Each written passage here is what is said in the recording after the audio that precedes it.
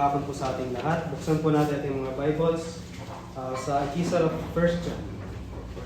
1 John. Sa New Testament po siya. Next ng 2 Peter, 1 Peter, 2 Peter, then 1 John. 1 John chapter 1. Then basahin natin, babasahin ko pang 8, 9, and 10. Sundan niyo lang po ng mga mata. So 1 John chapter 1. Verse 8, 9, and 10. Basahin ko po, sinasabi ng Bible, if we say that we have no sin, we deceive ourselves, and the truth is not in us. If we confess our sins, He is faithful and just to forgive us our sins and to cleanse us from all unrighteousness. If we say that we have not sinned, we make Him a liar, and His word is not in us.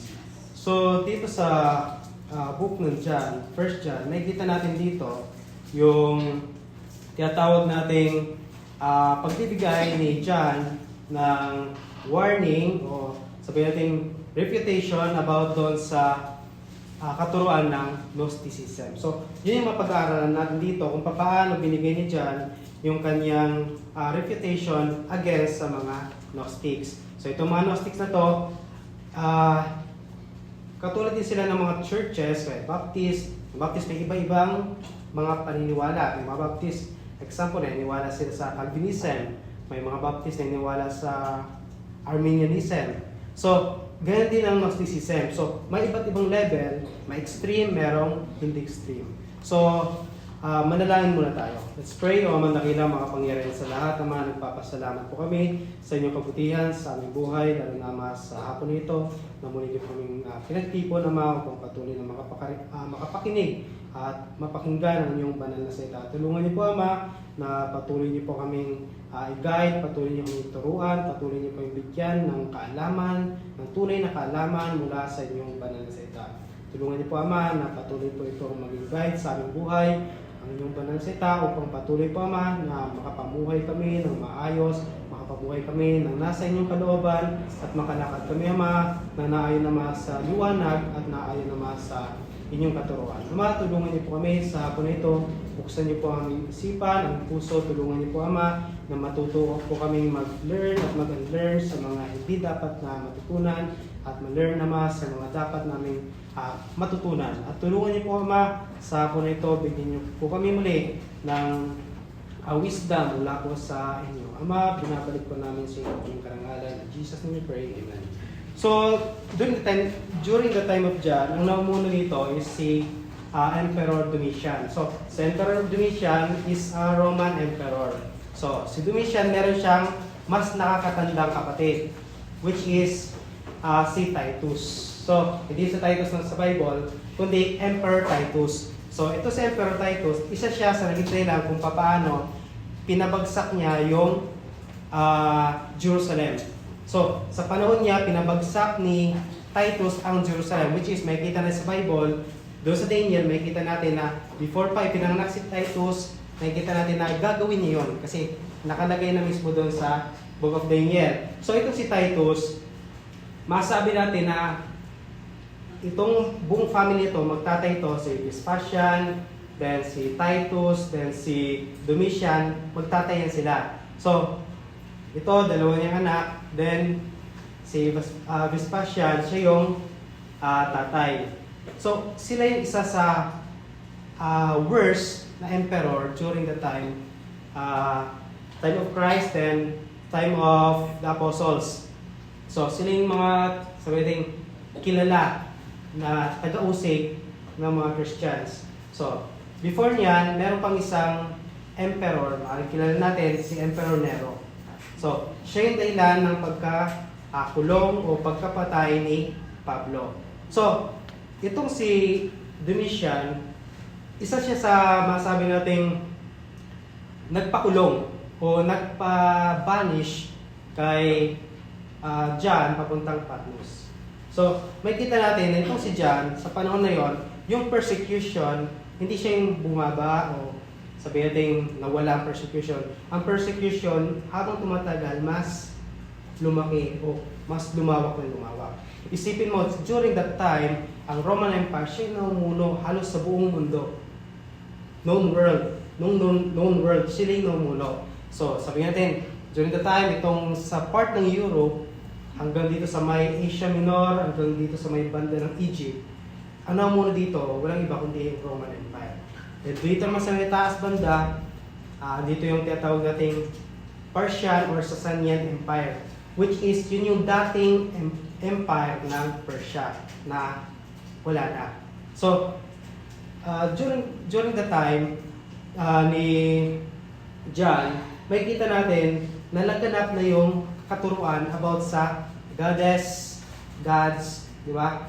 Yung mga Greek mythology, then Roman mythology. So, before pa the time of John, yung Greek mythology andyan na.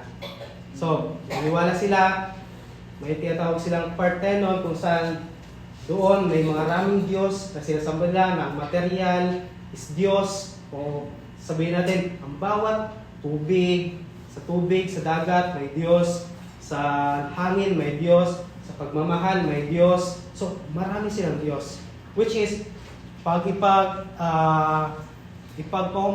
compare natin sa Hinduism, sa mga kilalang religion, Hinduism, Buddhism, halos may pagkakawit sila. So, kung ititrace natin ang history ba, may kita natin during the time of Noah, then nagkaroon ng tatlong anak si Noah, with Shem, Ham, and Japheth. Then after nyan, lumaganap sila, tuloy-tuloy, dumami. Then, may kita natin na isa sa unang civilization na nabuo, which is yung kung saan yung Ur, ito yung Sumerian civilization. So, dun yung Ur. Then may kita natin, dun sa Ur, may tinatawag na silang sinasamba na God, then King. Siya yung namumuno sa pagsamba sa Diyos at nagro-role bilang hari. So, may tinatawag silang temple, tawag doon, Ziggurat Temple. Yun tawag sa temple nila. Then, doon sa temple nila, nag-o-offer sila doon, either tao or hayop. So, depende. Sa iba't ibang civilization, example sa Mayan civilization sa South America, nag-offer talaga sila ng tao. Tao yung offer nila. So, may kita natin dito na during the time, sa panahon na yan dati, so, yung paglaganap ng paniniwala ng maraming Diyos, papunta sa, nag-spread abroad, papunta dito sa may Greek states, Greece. Then after nyan, doon na lumabas yung mga iba't ibang Diyos. Then, yung mga philosopher. So, makikita natin na itong mga philosopher na to, sila yung mga naging dahilan kung paano yung katuruan ng Kristiyano at yung filosofiya ng tao pinagsama. Dahil pinagsama ang filosofiya ng tao at ang katuruan ng Diyos, ang kinalabasan, Gnosticism. So, yan na yung katuruan na kung saan, yan yung katuruan na walang katotohanan, pero ang problema, may mga Kristiyano sa loob ng simbahan sa Ephesus na tawag dyan na virusan or na hindi galing sa kanila, galing sa labas, pero kinuha nila, natutunan nila galing sa labas.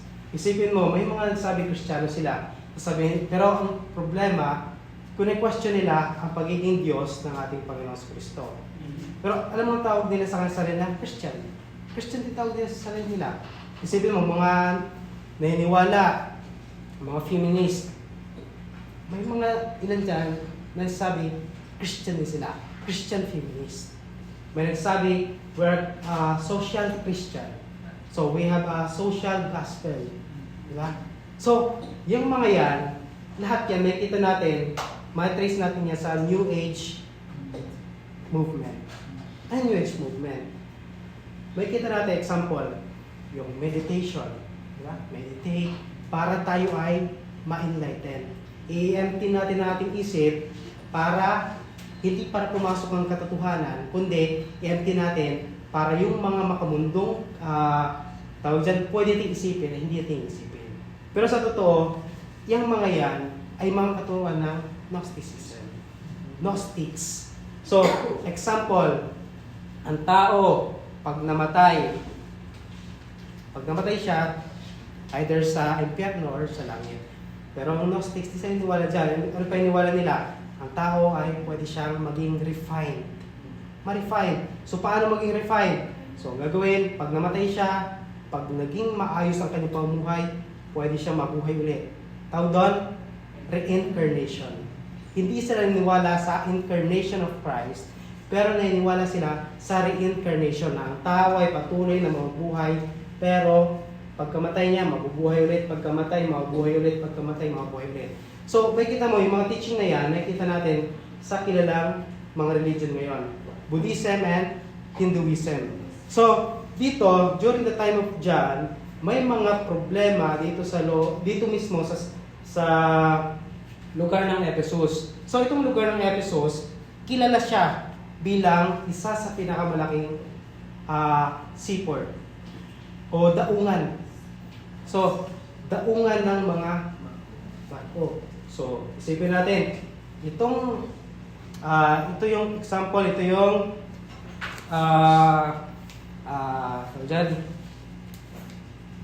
Turkey. So, ito yung Turkey. And ito, Israel dito. So, ito yung Turkey. Then, dito, may dagat na dito.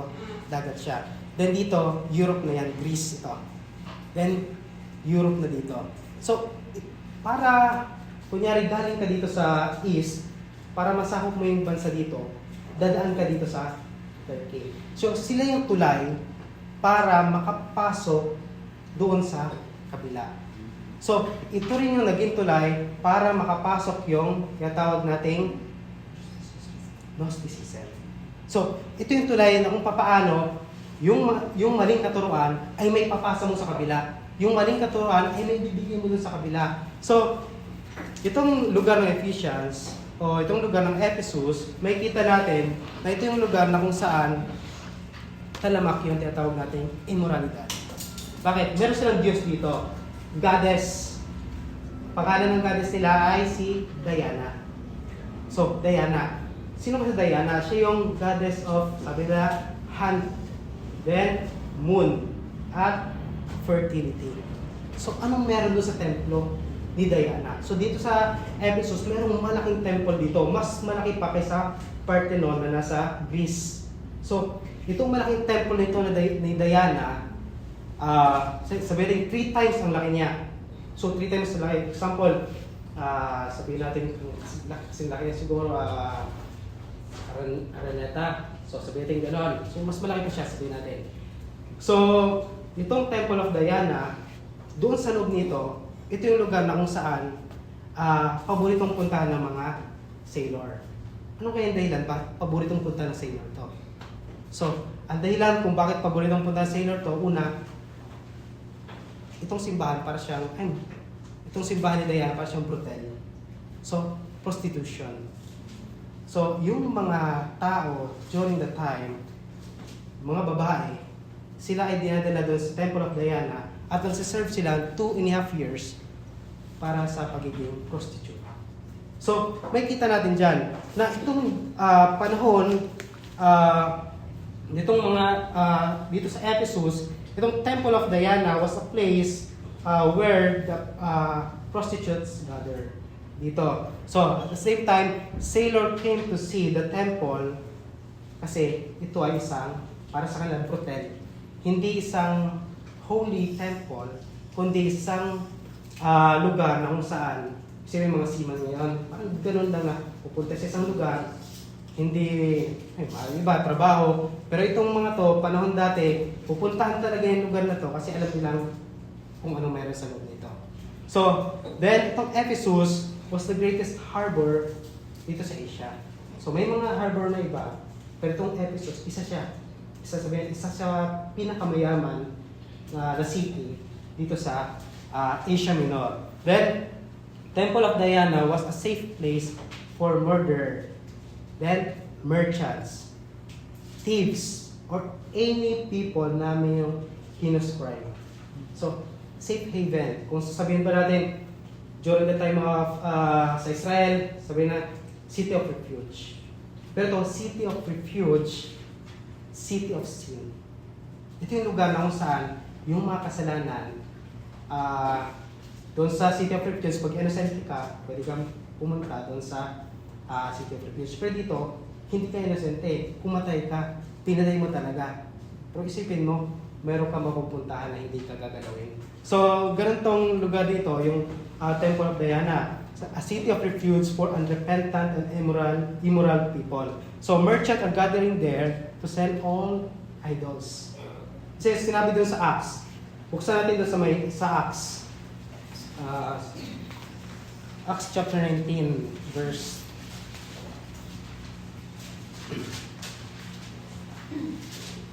23. Sinabi dito, so at the same time, there arose no small stir about that way, for a certain name, Demetrius, silversmith, which made silver shrine for Diana, brought no small gain unto the craftsmen. So, nung panahon na sila Pablo nag-preach dito, ng Word of God, nakikita natin na itong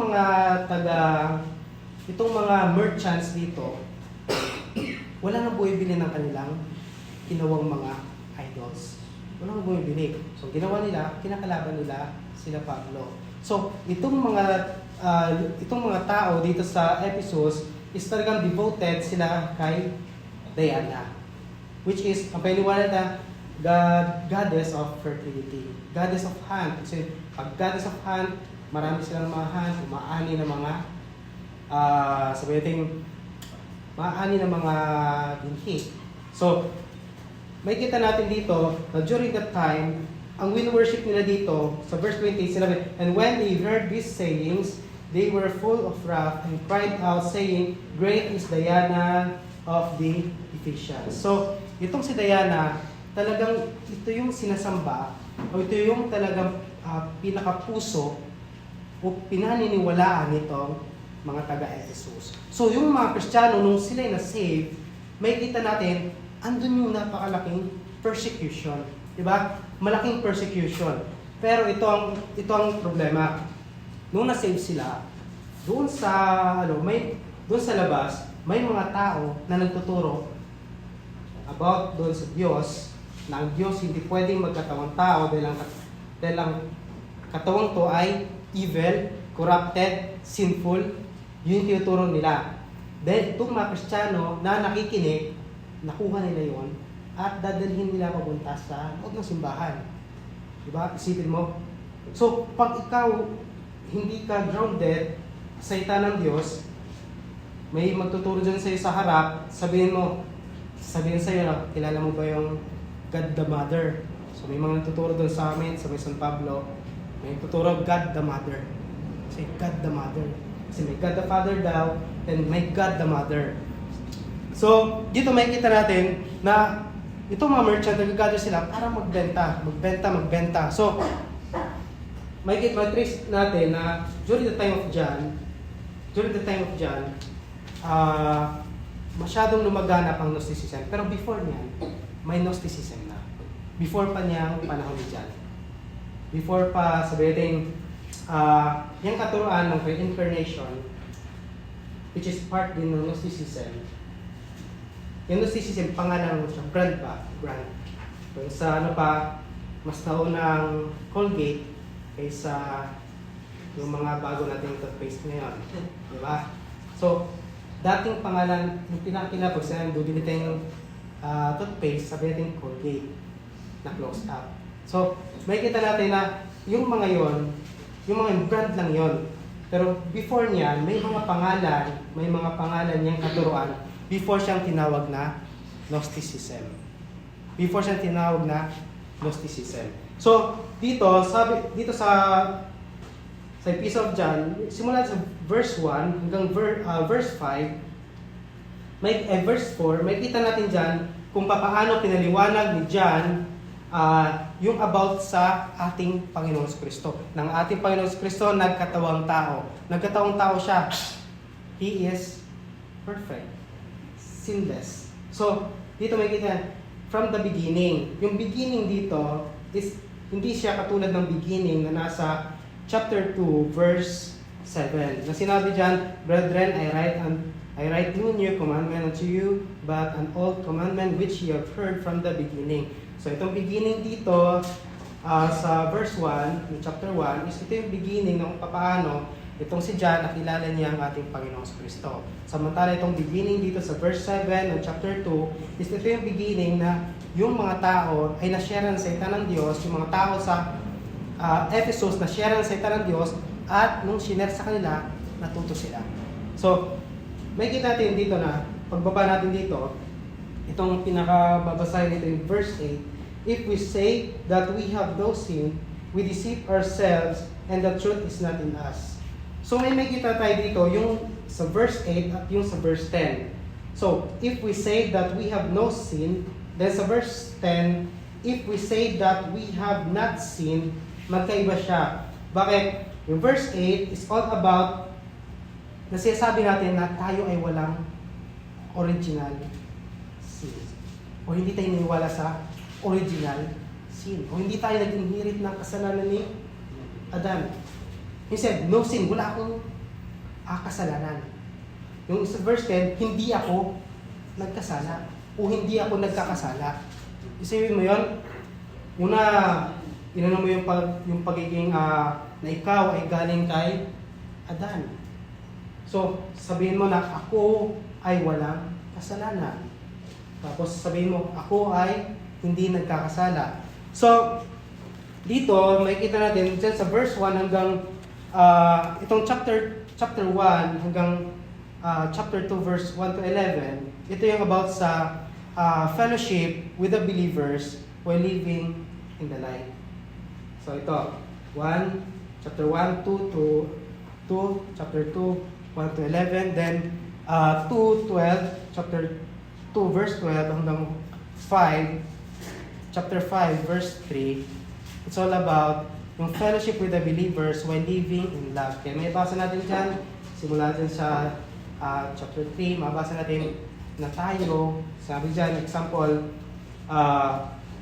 sinabi dito, yung sinabi dito sa verse 17, chapter 4, verse 17, herein is our love made perfect, that we may have boldness in the day of judgment, because as He is, so we are in this world. So, there is no fear in love, but perfect love casteth out fear, because fear hath torment. He that feareth is not made perfect in love. We love Him because He first loved us. So, may ganyan natin dito, more about sa tayo bilang Kristiyano, may pag-fellowship tayo sa kapwa nating Kristiyano, mamahalin natin yung kapwa nating Kristiyano bilang kapatid natin sa Diyos. So, may fellowship tayo nun. Bakit? Parehas tayong saved. Then, simula sa chapter 5, verse 4 hanggang 21, it's all about fellowship with the believers. So, with the believers while believing in God. So, may kita natin dyan, he that believeth, sa chapter 5, verse 11, 12, 13, may kita natin dyan, yung about sa record. Then sa 13, these things have I written unto you that believe in the name of the Son of God, that ye may know that ye have eternal life, and that ye may believe in the name of the Son of God. So, about tayo bilang Kristiyano, is naniniwala tayo at meron tayong isa lamang pininiwalaan at ang Diyos. So, sa verse 8, dito sa verse 8, si John confronted those false teachers who denied the depravity of man. Depravity of man, or man is dead in sin. So, sinabi ni Pablo, doon sa Ephesians chapter 2, yung about sa pagiging makasalanan o pagiging patay sa kasalanan ng tao. So, sa Calvinism, ang paniniwala nila ito, ang tao ay patay sa kasalanan. So, doon sa Calvinism, ito yung katuruan, masabi natin, meron siyang connection dito sa Gnosticism. So, ang Calvinism, ito ang katuruan niya. Ang tao is totally depraved. So, total depravity, pero hindi doon nagtapos. May tinatawag din silang total inability. So, ibig sabihin, patay ka sa kasalanan, at the same time, hindi ka makakalapit sa Diyos. Anong gawin mo? Di ka makakalapit sa Diyos. Pwede kang gumawa ng kasalanan, pero hindi ka makakagawa ng kabutihan. So, ganun yung paniniwala ng Calvinism. So, itong Calvinism, depravity here is not Calvinism teaching of total depravity or inability. Bakit? They thought that man's free will is corrupted. Yung paniniwala ng mga Calvinism. Na ang tao, ang isip ng tao, ang tao, itong free will ng tao ay corrupted. So, ang lahat ng pipiliin ng tao ay pawang lamang kasalanan, kasalanan, kasalanan. So, yun yung paniniwala ng Calvinism. At ito pa ang sabi nila, they thought that man can choose sin freely but cannot choose to repent and believe in Jesus. So, isipin mo, pinili ka, Calvinist, pinili ka daw ng Diyos. So, dahil pinili ka ng Diyos, kailan mo pa magsisi ng kasalanan? Sa Calvinism? Hindi na. Kahit pinili ka ng Diyos Yung paniniwala ng Calvinist. Ibig sabihin, kahit ako namumuhay sa kasalanan, pag ako pinili ng Diyos, langit pa rin ako. Yung paniniwala ng Calvinism. Which is, makikita natin, na Calvinism is not a gospel. Ang Calvinism is nagtuturo ng false gospel. So, ano ang tama? Ang tama ay, ang tao ay merong free will upang mag-respond sa ating Panginoon Kristo. May free will siya upang mag-repent ng kanyang kasalanan. May free will siya para manampalataya sa ating Panginoon Kristo. So, itong Calvinism is isa sa problema na meron mismo sa loob ng churches. Sa loob mismo ng churches. Isipin mo, ikaw humahawak ka ng katuruan ng Calvinism which is connected sa Gnosticism. Diba? Then, may kita natin, John confronted those false teachers who believe also in sinless perfection. Arminianism. So, isipin, sabi dito sa verse 8, if we say that we have no sin, said, wala akong kasalanan. So, ibig sabihin pa nandito dyan, dapat, para ma-save ka, kailangan wala kang kasalanan. So, ito pala. So, ibig sabihin, dapat wala akong original na kasalanan. Ang paniniwala nitong mga Arminianism ay walang original na kasalanan. Walang inherit, wala akong na-inherit na kasalanan mula kay Adam. Yun yung paniniwala nila. So, ibig sabihin, may panahon na ang tao ay banal pala. So, may panahon na ang tao pala ay pwede siya maging banal. So, yun yung isa sa paniniwala nitong Arminianism. Those who believe that a man cannot be saved if he is not sinless. Those who believe that a man cannot have fellowship with God if he is not sinless. So, hindi ako pwedeng maka-fellowship sa Diyos kung ako ay hindi sinless. Pag sinful ako. Pero kung makikita yung Bible, magkaibang holiness sa sinless. Ang tao simulat sa Paul, makikita natin, nagkasala ang tao. Sinful ang tao. Kaya nga sa Bible, makikita natin, ang tao ay patay sa kasalanan. Pero, patay ang tao sa kasalanan, pero hindi sinabi ng Bible na ang tao ay hindi siya pwedeng mag-respond sa Diyos. Para kung ano pa, example sa pag-aasawa, ako, pumili ako, example lang, isang tao, isang lalaki, o isang babae. Itong dalawang tao to, pinili nilang isa't isa, nagmahalan sa isa't isa. So ngayon, dahil dumating yung tinatawag nating pagsubok, dahil ang paniniwala nila, Calvinism, so pinili ka ng Diyos sa akin. Tapos itong sabi ng lalaki, pinili ka ng Diyos. So itong nangyayari sa atin ngayon, ay kalooban ng Diyos. So tama ba yun? So, masasabi natin na ang Diyos, itong Kristiyano, ang pipili sa partner is ikaw, may free will tayo is may free will tayo na pumili ng partner. Pero yung standard na binigay ng Diyos dito sa Bible, na kung saan ito dapat yung maging standard natin para sa pagpili ng partner. Hindi yung, siya, pinili ng Diyos para sa akin. O may tinatawag na yung may katuruan about sa tinadhana. may nakatadhana, which is hindi yung katotohanan. Yan tadhana na yan is also a teaching of Gnosticism. Kasi tinadhana ka, may tinatawag nirvana. Pag ginawa mo to, may karma. Diba? So, hindi yung katotohanan. So, may kaya sa Bible, meron sa Bible na katuruan kung ano ang iyong inasik, aanihin mo. Pero wala sinabi yung Bible about dun sa karma. Diba? O dahil sinira mo yung pamilya, may karma, sisira yung pamilya, o di natin alam. So, ang karma, iba siya doon sa sinasabi ng Bible na kung anong inanin mo, yun yung, ay kung anong tinanin mo, yun yung aanihin mo. So, magkaiba sila. So, itong Arminianism, ito yung katuruan na kung saan kuni-question nila yung una, yung kasalanan. Kuni-question ang kasalanan. Kung ang Calvinism, kuni-question nila yung free will ng tao, itong Arminianism, kini-question na yung kasalanan ng tao. So, ang problema dito, parehas silang gawa ng tao. So, hindi sila biblical. Hindi sila galing sa Bible.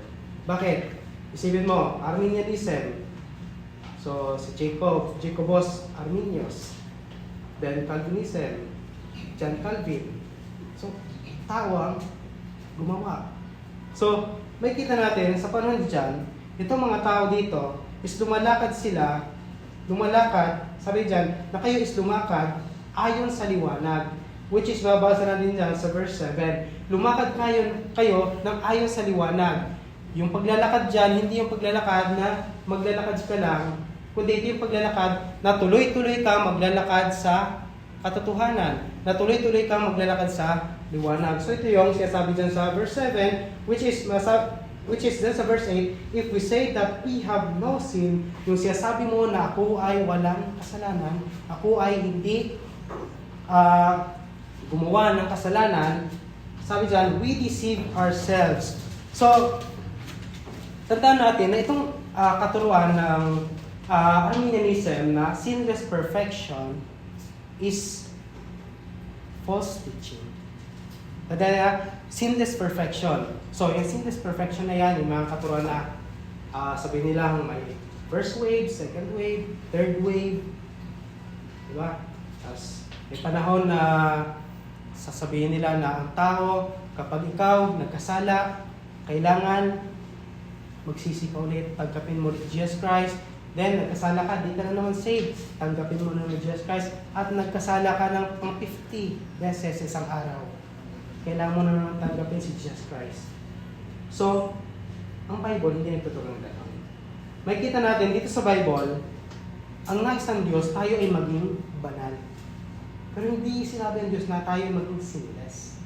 Kundi, maging banal tayo. So, si Pedro, sa Leviticus, makikita natin about yung kabanalan. Yung Kristiyano is dapat tumakad bilang isang banal. So, Arminianism doesn't believe in original sin. Some believe that there are people that are born without any hint of Adamic guilt or Adamic sin, and they don't acknowledge that sin passed upon all men, which is, makikita natin doon sa Romans chapter 5, verse 12, na ang kasalanan ay passed upon all men sa magitan ni Adan. Si Adan na dahil kay Adam, ang kasalanan ay nasa atin lahat. So, walang tao dito magsabi na, hindi ako galing kay Adan. Hindi ako galing kay Adan. Walang tao dito magsabi na galing siya sa iba pang, baka may iba pang magsabi na, hindi ako kay Adan. Galing ako sa evolution. Which is false teaching din. So, dito makikita natin, Gnostics believe that man's body is sinful. If they fail and don't but they fail and don't realize that Jesus is a perfect and sinless man who can save us from all sin. Gnostic believe that our body is corrupted and sinful. But after that, what? So, makikita natin dito, sabi ng Gnostics, makasalanan ang katawan natin. So, yung katawan natin na yan ang magiging dahilan kung bakit tayo ay hindi makakaabot sa nirvana. Paniwala na, nirvana. Ibig sabihin, yung kapag namatay ka, pag mas mataas ang nirvana mo, may panahon na ikaw ay maaaring maging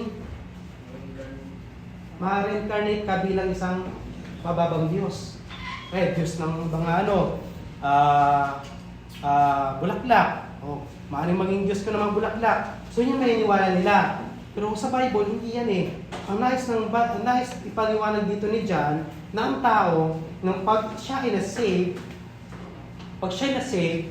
yung kasalanan na meron siya, pinasan na ng ating Panginoong Kristo. Kaya nga sa verse 9, sinabi dyan, if we confess our sins, He is faithful and just to forgive us our sins and to cleanse us from all unrighteousness. So, yung cleanse dito is ito yung paglilinis sa atin. Kapag tayo nakagawa ng kasalanan, hihingi tayo ng tawad sa Diyos, papatawarin tayo ng Diyos, then ililinisin tayo ng Diyos.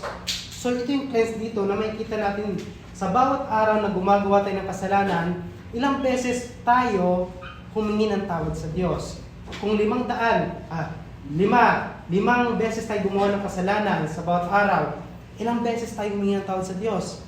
May panahon, baka may panahon pa, na before ka gumawa ng kasalanan, humihingi ng tawad sa Diyos. Panginoon, patawarin mo kung gagawin ko itong kasalanan to.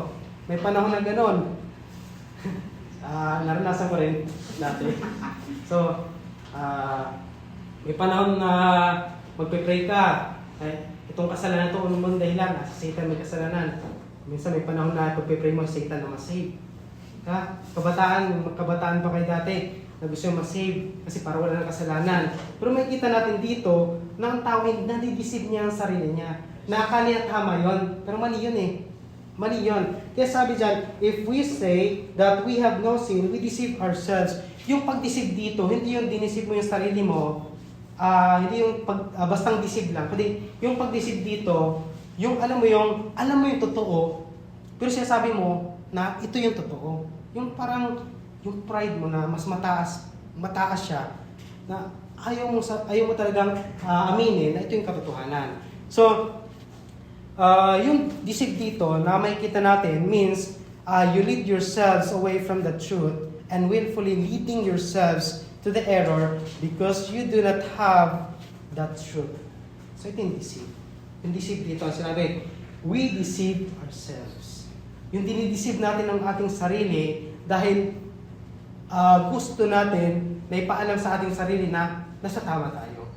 Alam mo yung sinasabi mo sa sarili mo na tama ka, pero alam mo naman na mali ka. Diba? Nung sabihin mo na, nasa tama ang tiyatayan ko. Pero pag tingin mo sa Bible, mali pala tiyatayan ko. Pero andito na ako, kaya tatayuan ko na lang to. Panahon na gano'n. Yung dinideceive natin ang sarili. Which is, ang number one na kalaban ng tao ay hindi ang Satan. Hindi ang mundo. Kundi ang sarili natin.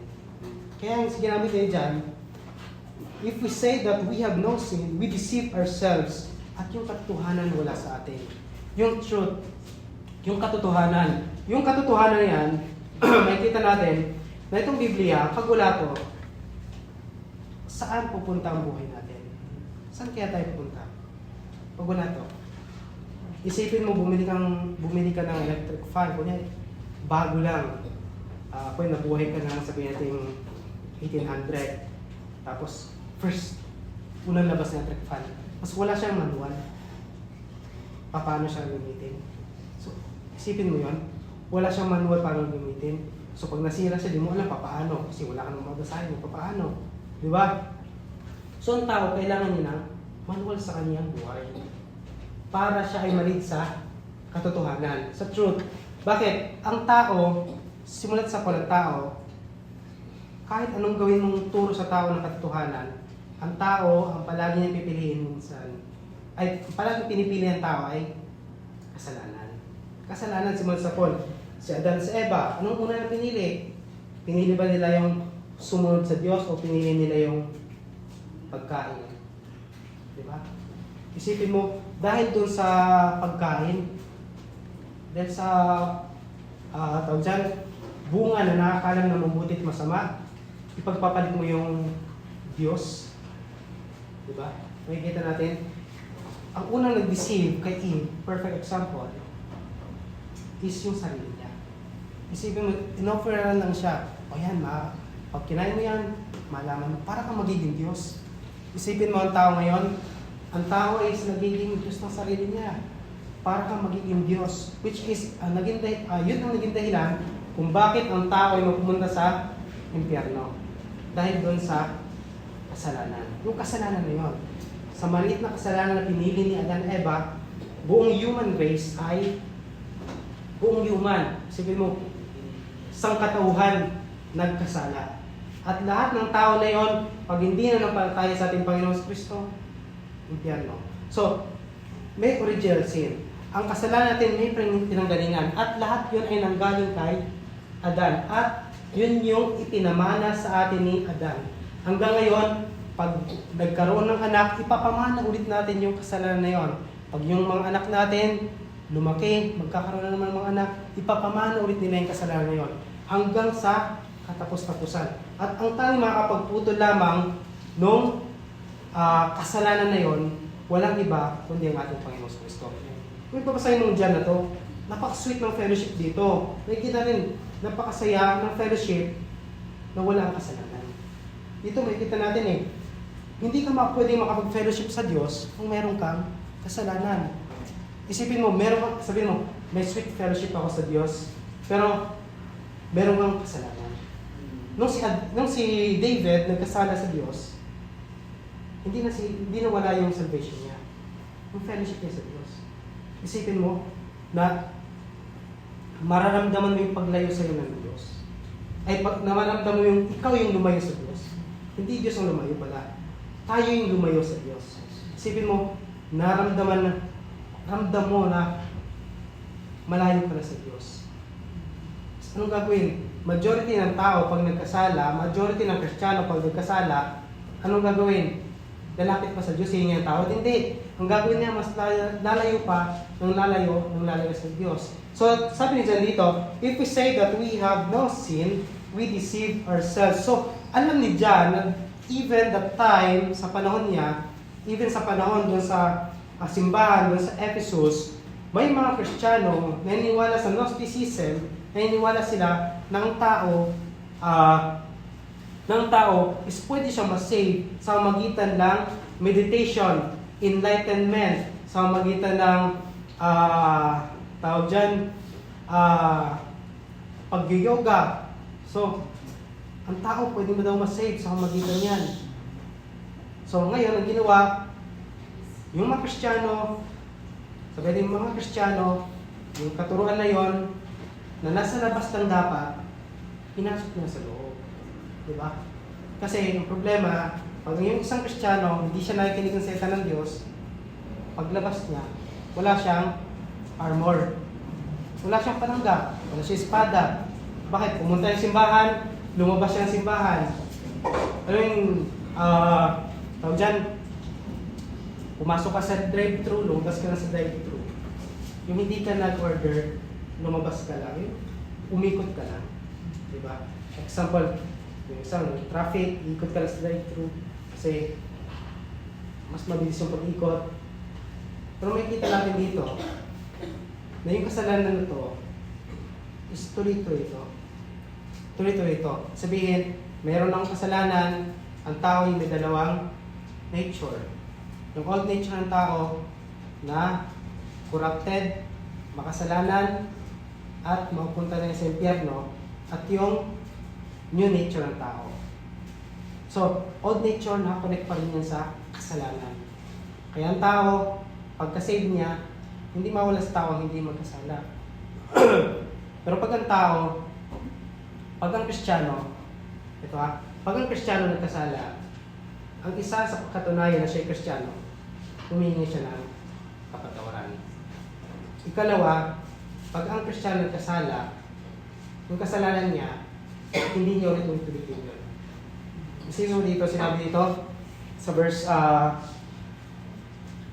6, if we say that we have fellowship with Him and walk in darkness, yung walk dito, ito yung patuloy tayo naglalakad sa kasinungalingan, sa kasalanan. Pinatawad ka na ng Diyos. Pinatawad ka ng Diyos. Pero ang problema, naglalakad ka pa rin sa kasalanan. Sa panahon ni John, yung mga Kristiyano o yung mga taga-Ephesians, isipin mo, andun yung Temple of Diana, tapos dito kunyari yung church nila. So, yung pag-walk in darkness dito, ito yung panahon na kung saan may panahon na yung mga Kristiyano is maaring kung hindi siya mindful sa kanyang paglalakad, mapapatingin siya doon sa Temple of Diana, which is yun yung picture ng kasalanan. So, ang Kristiyano, ang paglalakad niya is nakatutok sa Diyos. Sa Diyos tayo nakatutok. Kaya dito, sabi ni John, if we say that we have no sin, we deceive ourselves and the truth is not in us. So, deceive yung sinasabi mo na ikaw ay ganito, ako is ganito, sumusunod ako sa Diyos, pero hindi naman talaga pagdidisip din yung sarili mo. Isipin mo, hindi mo dinidisip yung ibang tao, ang dinidisip mo yung sarili mo. Yung ikaw mismo, dinidisip mo yung sarili mo. Dahil sinasabi mo sa sarili mo na ito yung tama o ito yung katotohanan.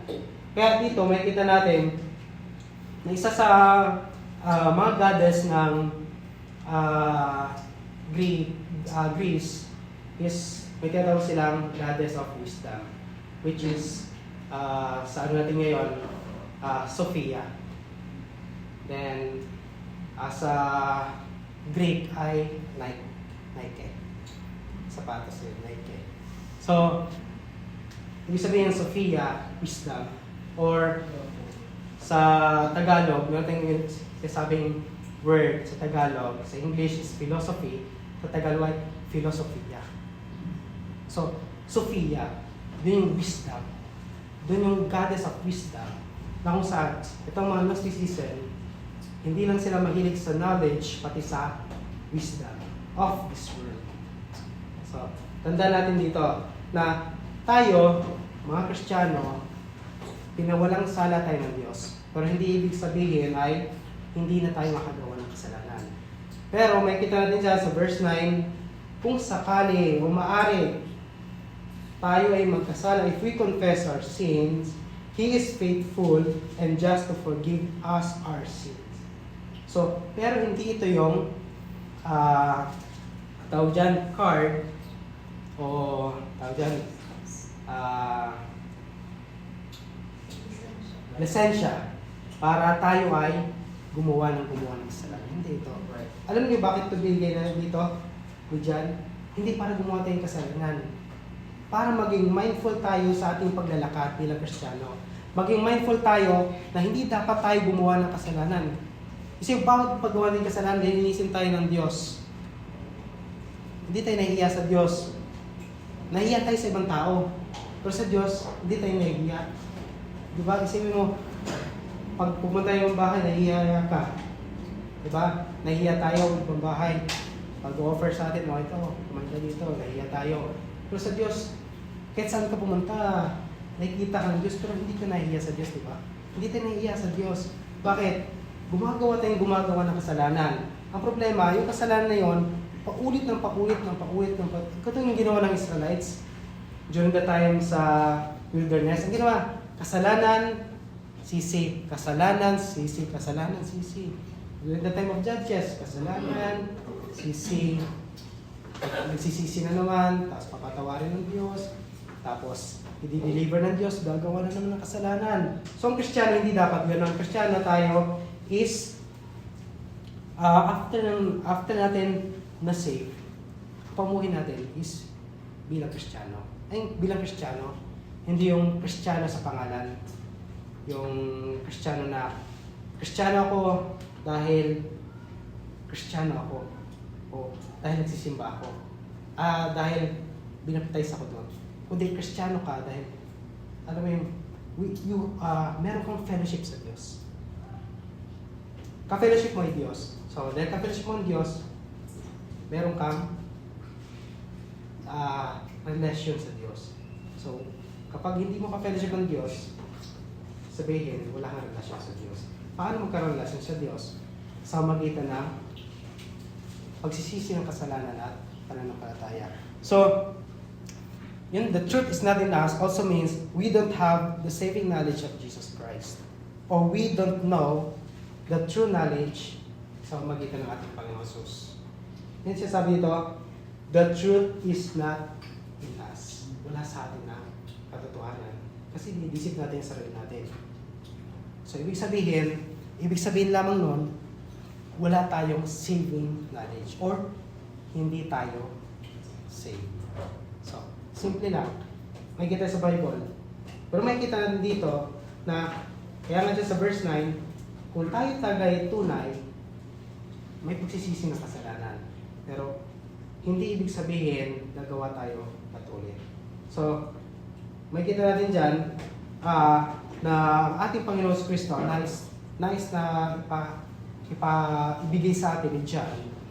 Lalo sa panahon natin ngayon, kung ang panahon ng Ephesus is panahon na kung saan meron silang specific na temple para kay Diana, sa panahon natin ngayon, sa cellphone natin, sa bahay natin, sa labas, andyan yung temple of Diana.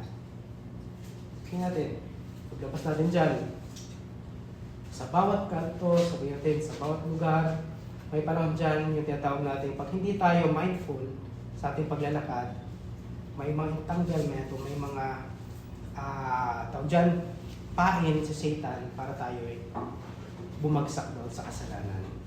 So, kaya nga tayo, tingnan natin, examine natin ang sarili.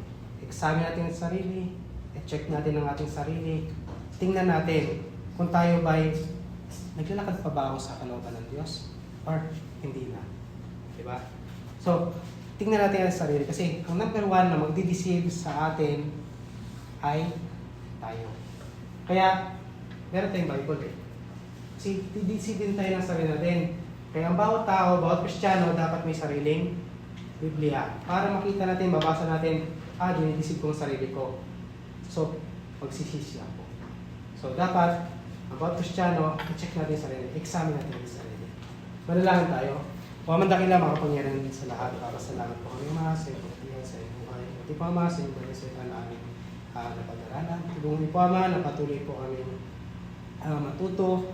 Patuloy po kami Ama na makaalam. Patuloy po Ama na mamuni-muni namin ang inyong banal na salita. At guli po Ama, ma-meditate. At tulungan niyo po Ama na patuloy po kami mag-grow sa inyong banal na salita. At patuloy po namin itong malaman, patuloy po namin itong may apply sa buhay. At guli po maibahagi namin sa aming mga kapwa-Kristiyano at sa mga taong hindi pa nakakilala sa inyo.